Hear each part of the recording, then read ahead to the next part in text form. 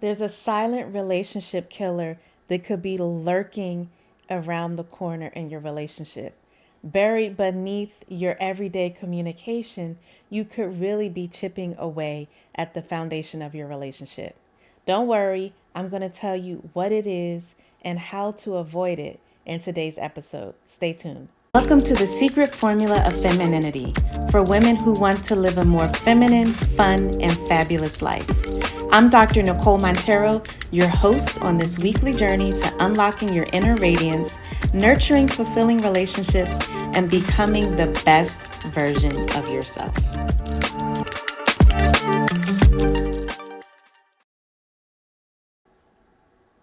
Welcome back, everybody. I'm Dr. Nicole, your guide on this journey to tapping into your feminine essence. And we're continuing our delve into communication styles, the do's and don'ts for women in communication in their relationships, and how to actually supercharge their relationships and change the whole dynamic by just shifting the way you communicate. And so today we're going to dedicate a whole episode to talking about the silent killer in relationships, which is the sly comment. The sly judgmental comment that comes off maybe as sarcasm, as a joke, but is really chipping away at your relationship. So you want to be aware of this and you want to learn some alternatives. We're going to talk about why you do it, how to stop, and what to do instead.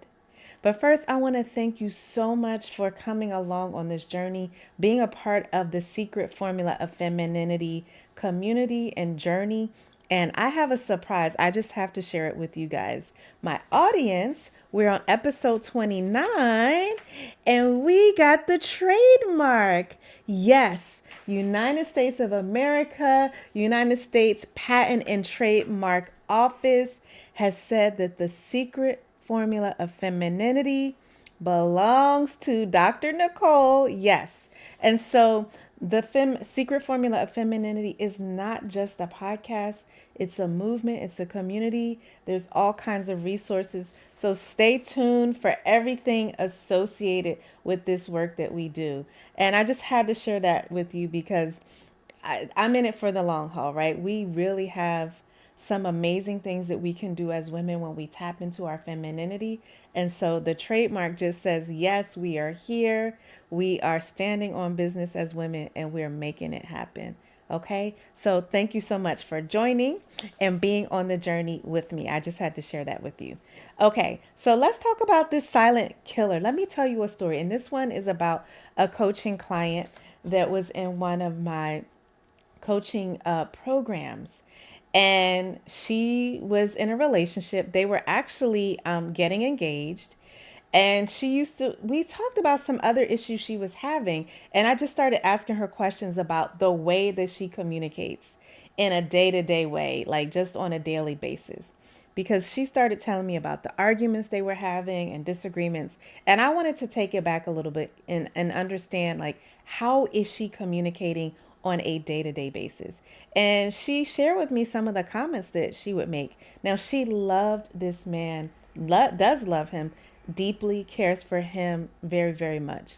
So none of this was really coming from a place of malice or trying to be mean, but she would say things like, it must be nice to be able to relax, or, I guess helping out around the house is not your thing, or I guess cleaning is not your thing, right? It would be these little comments that would be easy for her to walk back if she sensed that he was too upset, but they were very sly. And underneath a sly comment is a judgment. And so instead of being able to communicate and say, hey, I'm drowning in housework and domestic duties, that was her thing, right? Like, it's feeling like all of the weight was on her. But instead of learning to communicate that in a more clear way, it came off as these sly comments that she was trying to kind of make little digs, get his attention, get him to kind of see the light and step up and help her. And what I told her is that a sly comment never gets you the outcome that you think is going to get you, right? A lot of times people will use sly comments to think that they're going to get someone's attention without really doing the work of speaking up clearly about their needs. So as you can see, I'm jumping ahead. Part of a sly comment is based on fear and insecurity. And so we worked through why it was hard. What is it that happened in her history where she felt like she couldn't speak directly about her needs? When she was a child or with people in authority, she felt like she had to go around bushes and be passive and not be clear, that she couldn't really say what she meant. And I talk so much about tone of voice. So we're not talking about coming in like a bulldozer and just telling people off, but you have to be able to clearly communicate your needs. Otherwise, you will build up resentment and you start making these sly comments. Like I said, I guess cleaning is not your thing, or it must be nice to have your feet up on the couch while I'm in here doing dishes or while other people are cleaning up, right? Those are sly comments. They come off as judgmental. Nothing good comes of these. A lot of times women will tell themselves, well, I don't want to be aggressive, or I just want to say it in, a light way, or be playful, or I'm just sarcastic. And let me tell you, sly judgments are completely different from being playful, from making a joke, even from sarcasm. My husband and I have dry senses of humor. So we know when is it time to joke and when is it not time to joke. And if you are using only sarcasm or only making these digs as a way to communicate what's really on your heart, then you need to shift your communication. It's not effective. So the sly comment is that thing, you know how they say death by a thousand cuts? Like you get that little paper cut. You're not going to bleed out right away, but if you got a bunch of paper cuts every day, all the time, then it would be painful and it would really affect your pain level, your blood flow.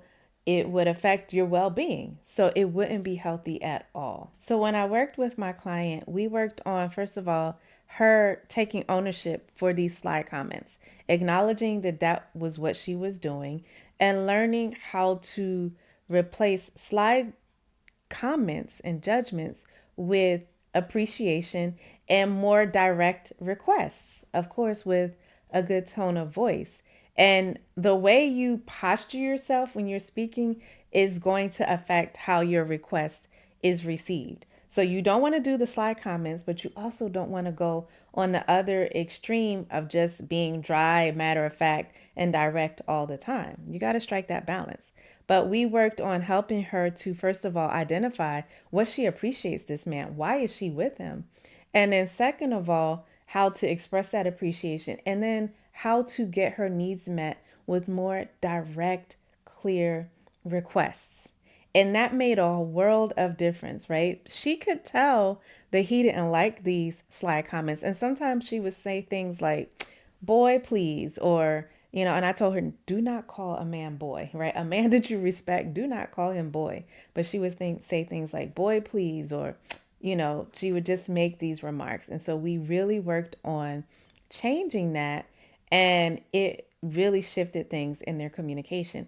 And not surprisingly, he started to step up with those things that she really wanted from him when she was able to, first of all, acknowledge that that was what she needed and wanted, and find a better, healthier, more direct, but also more well-rounded way to communicate that to him.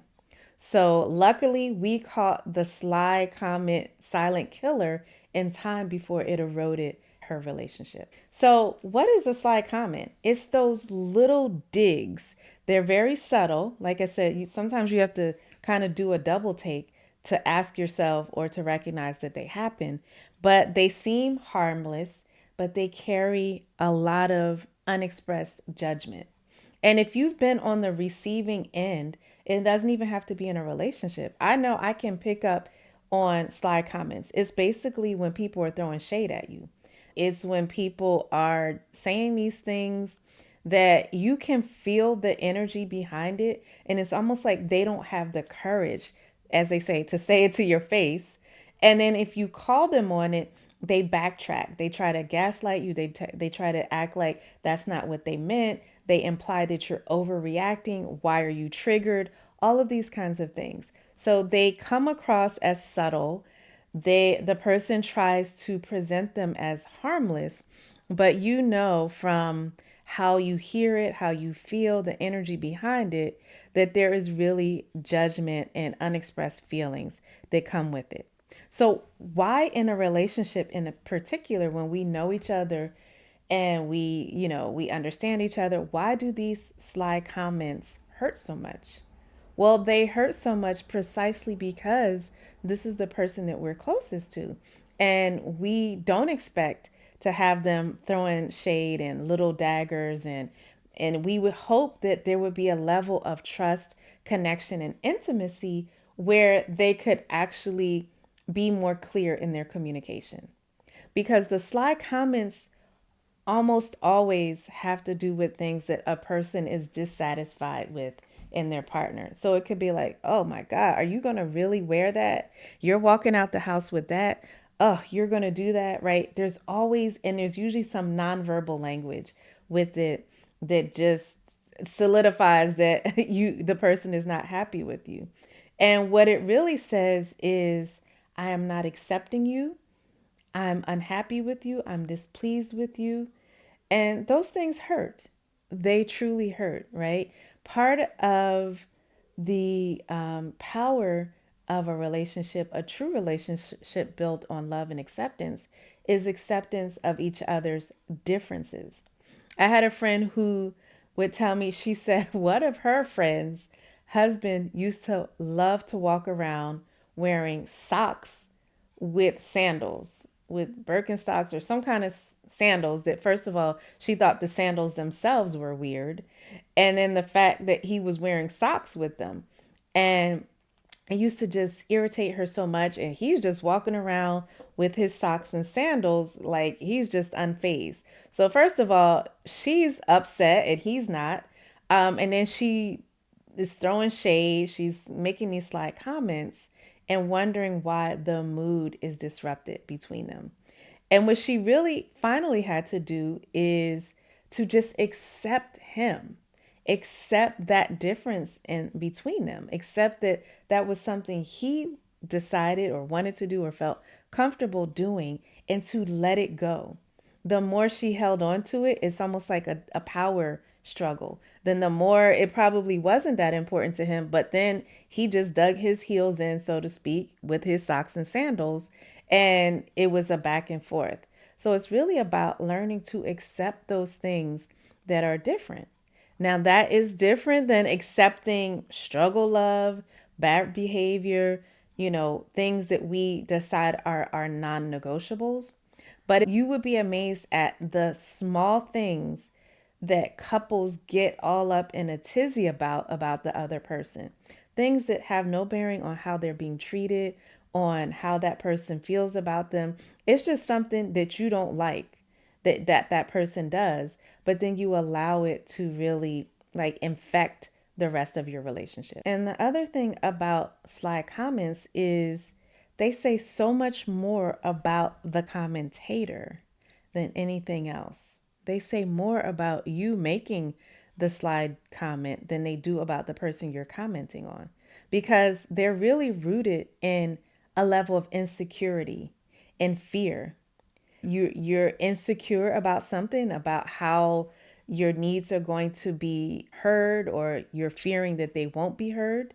You're fearing maybe that the judgment that you're used to getting, you think you're going to be judged by association, by other people. So, for example, that lady who her husband was wearing socks and sandals, maybe she felt embarrassed, or that she would be judged by other people who were going to judge him in his socks and sandals. And so you really have to get at the root of why you are being so passive aggressive, which is really what a sly comment is.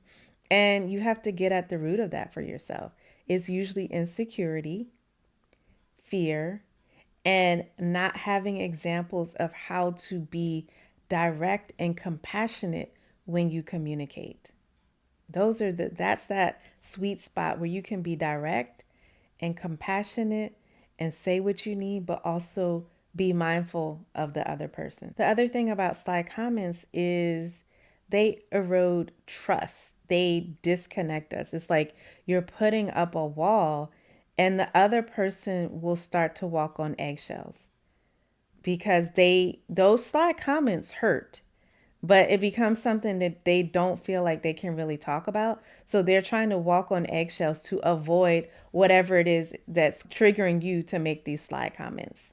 So you see all of the different ways that it ends up being a silent relationship killer, almost like termites. If you don't inspect your house to see if you have termites, what happens is they just start eating away at the foundation of your house until one day it collapses. But we know it's not something that happens suddenly, it happened over time. I always tell people a relationship is determined by what you do when you're upset, when you're displeased, when you're dissatisfied, how you handle conflict, how you communicate when you're not feeling good. Because I heard somebody giving advice to women saying, you need to be sweet and feminine with your man and you need to talk sweet. And absolutely, I agree with that. But the problem isn't talking sweet when you're in a good mood. It's how do you talk when you're not in a good mood? How do you talk when there's conflict and disagreement? How do you handle things when you don't see eye to eye, or when you're triggered, or when you have some fears and insecurities that are starting to come up, or when your partner has some fears and insecurities that are starting to come up? That is the true measure of what's happening in your relationship. And what I have found, and this parallels entrepreneurship, right? So many of us are going into entrepreneurship. We are into business. We're doing our own thing. And one thing we do is we don't stick it out. We don't go through the ups and downs. We're just looking for the highs. We don't we are not prepared to persevere through the lows. And that tends to happen with relationships. It's all cute when you're hugged up, when you're booed up, when you are feeling good about each other. But let that person have a bad day, or let you have a misunderstanding, or let some childhood insecurity pop up where you weren't heard as a child and you're feeling like your partner isn't hearing you. What are you going to do? Is that going to be a time when you flee and run from the relationship? Or is that an opportunity to get curious about why you're feeling like that, about what's going on with your partner, and about how to move forward despite the conflict or the disagreement? Because the truth is, our words have the power, they have so much power to uplift or to tear down, which is why we have to be careful of who we're around and the words they say to us and how we take those in. But we have to be so careful of the words that we use and how we use them with the people, especially that we love. And I know they used to say, sticks and stones may break my bones, but words will never hurt me. To an extent, that's true, but to another extent, words can cause wounds and they can cause fissures or breaks in the relationship that you don't even realize until sometimes it's too late. And you all hear me talk a lot about the Gottmans, relationship researchers. They've written so many books on the foundations of healthy marriages. And I'm trained in the Gottman technique for couples therapy.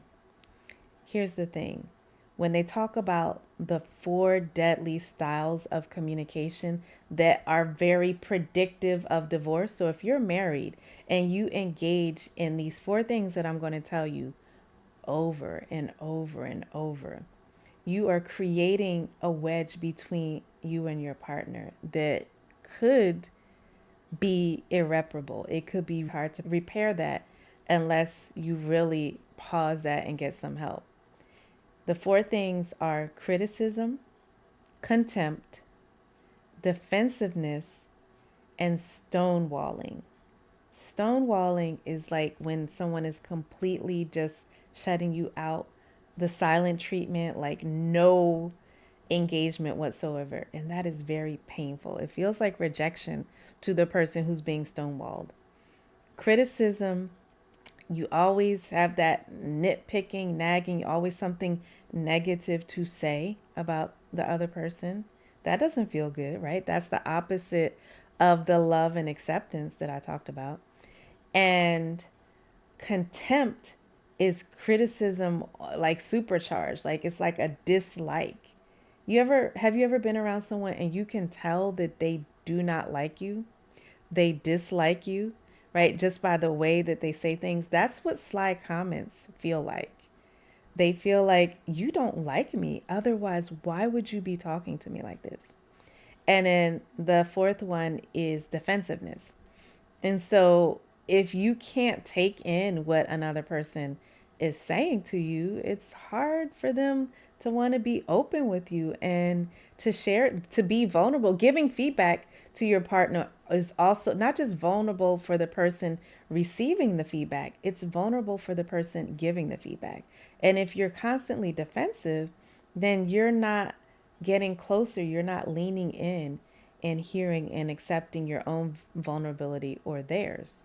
The other thing is sometimes there's some communication dynamics where it pushes the other person to be defensive. So if they're always being criticized, if there's a lot of contempt and lack of acceptance, then of course that person is going to start to be defensive as a reaction. But that's not the healthiest reaction, right?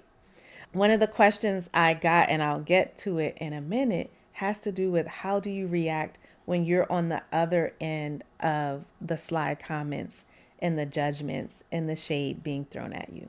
And a lot of times it's a small change in how you say things.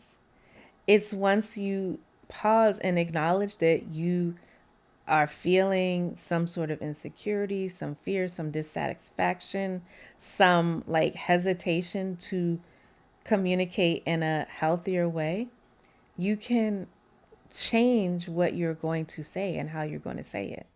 So, one comment or one example is if you don't like what your partner is wearing and you're like, oh, you're going to wear that? It's the afterwards, right? You could always say things like, wow, you make such unique and bold fashion choices. I really admire that you wear what you want to wear. Now, you can't be saying it again in a sarcastic way. Like, you need to make shifts that are authentic. So it's not like, you make some bold fashion choices, right? That kind of still has that air of judgment, but it's finding the positive in that person's choice of how they dress. You might not like it, but maybe they like comfort. Maybe they've decided that instead of spending all their money on clothes, they'd rather put it into building the family. Maybe they just have a unique sense of style. You want to hone in on that so that you can comment on that, right? And you have to be willing to have the boundaries to say, there's some things that it's that person's decision. Now, maybe you feel like they don't present themselves in the best way, their hygiene or something like that. That's feedback you can give to your partner. You can say, babe, you got it. We're at the age like we have to make sure that we take care of our teeth. I'm just giving you an example. Like you could say, you got to make sure we floss every day because that affects our breath. Like both of us, I have to make sure I'm flossing. You have to make sure you're flossing. I'm going to get you some. This is the mint flavored floss. And, you do something like that. But you have to really, to do those things, you have to tap into what is bothering you about the person. So maybe you feel like they're not taking good enough care about of themselves. You need to be curious about that and you need to find a way to share that with them that is not slick, sly, shady, and judgmental. Another thing is, I hear this a lot when women are dissatisfied with how their partner is with domestic chores. Like they feel like they're doing everything.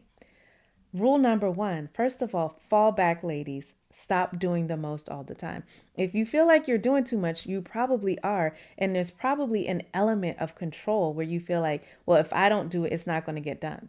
The problem is when you don't do it, you don't give it enough time for anybody else to do it. So you jump right back up and you start training the people in your household, your partner, your husband, your kids, whoever else you're living with. You are training them to know that you're going to do it regardless. So sometimes, women will make the comments, must be nice.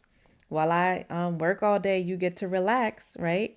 You could say things like, you know what? I'm feeling overwhelmed. I would like us to find more balance in how we distribute the chores or the work, or I want to hear from you what things you need to take off of your plate. And I'm going to share with you the things that I need help with that are on my plate. That's a whole different discussion, because the other thing with sly comments is it takes away from really tackling real issues that you have in the relationship. So it's always a joke, a sarcastic comment of, oh, I didn't mean it, I was just playing. And in the meantime, you're never getting to the actual issue that you want to talk about. So there are a few practical things you can do to help get you off the sly comment silent killer train. One is to simply pause. When you have that feeling in yourself where you're about to say something, and I know a lot of women I work with, they are working on not popping off at the mouth, as they call it, all the time, not just making these very aggressive comments. But on the other end, you want to also work on not making the sly comments. The best way to do that is to simply pause before you are about to say that thing. Pause, and then try to shift it so you're making an I statement. I feel this, or I like this, or I wish this, or I want that, I need this. Put it back on yourself. A lot of the sly comments are really taking shots at the other person. And if there's an issue, take ownership for how you feel about it, right? The other thing is continue to be curious. Why is it that everybody in my household, my husband, my kids, whoever else, my roommates, why do they feel comfortable just sitting down with their feet up while I'm doing all the work? And sometimes that curiosity is going to lead back to you and the boundaries that you haven't set. But sometimes that curiosity will just lead you to have more of a conversation with the person. Be able to express your needs more directly, because that is what the sly comments are about. It's an unexpressed need that you haven't yet found the courage to speak up about. So it's finding a way to be more clear and direct and acknowledge your needs and communicate those. And then finally, you want to just be okay with your differences. We are not the same. We are not the same. Choose your battles, right? If your partner just really has a different way of doing things, a different style. I know when I was a child, I always did things a little bit differently. And it used to really irritate me when everybody's like, well, why would you do it like that? And I'm like, well, we're both going from point A to point B. I might go one way, you might go another, but what is the big deal? Even today, I do not understand. My boundaries are such that I'm not that deeply involved in how other people do their things, right? I just don't get up in a tizzy with it. And that is something that has really served my marriage, because I don't sweat the small stuff. So ask yourself, am I really appreciating the differences between me and my partner? And am I getting upset about things or having issues with things that I really need to learn to let go and just accept? So, those are some approaches you can take to shifting the sly comments to more appreciative comments, more supportive comments, and taking responsibility for communicating in a clearer way. See, these are the nuts and bolts of relationships. I was in a group coaching call, a community that I'm in, and somebody made the statement, why is it that single people are dominating the relationship space online? And I was like, that is so deep. That is such a keen observation, because I believe it's true. And I believe that people who have not had successful relationships, being single doesn't mean you're not capable of a successful relationship. But I think the relationship space is dominated by single people who've had a lot of unsuccessful, like who have not had success in long term committed relationships. So, therefore, the messaging that's coming out is that relationships don't work, modern relationships are trash, men are trash, women are trash, the gender wars. And it's based on a lot of personal traumas that have not been worked through. And what's happening is creating this confirmation bias, meaning the people who are already, because of their own past experiences, very cautious about relationships, not trusting, pessimistic. They're taking in this content and it's confirming, you see, so and so relationship guru or relationship platform said this about relationships. And so it must be true because it matches my experience. And so not a lot of us are really teaching the nuts and bolts of how to work through a relationship. Most relationships do not end because there was no love in the first place or there's love lacking. It's usually lack of conflict resolution, lack of knowing how to stick it out, lack of having models of how men should be, how women should be. There is a lack of just education, social education about how to be in relationship. And so this is what we are going to be teaching more of. And of course, it taps into women, us, and our femininity, because that is one key that can help the foundation of your relationship. Is tapping into your femininity, feeling grounded within yourself, feeling comfortable within yourself, doing the inner work to work through your insecurities, your fears, and be in a more open, accepting, and balanced place in your life. So let me get to the question I have. It says, what if I'm the one receiving sly comments? How do I respond without escalating the situation? And that is common, right? Like some of us are like, wait a minute, I'm the one that is getting all these sly comments.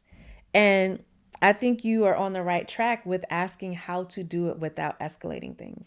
The key is to respond calmly, right? You don't want to jump up and be, remember I said one of the deadly communication styles is defensiveness. You don't want to jump up and be defensive. Again, practice that clear communication. That comment hurt me. That really hurt me. I wish you could share with me how you're feeling without taking those digs at me, right? Like, can we talk about what's really going on? Because that comment seemed unnecessary, or I don't know why you would say that in that way to me. I wouldn't want to say that to you. You're doing all kind of things that share how you feel, and you're trying to give permission to really get at the heart of the issue. Remember, judgment pushes love away and encouragement draws it to us.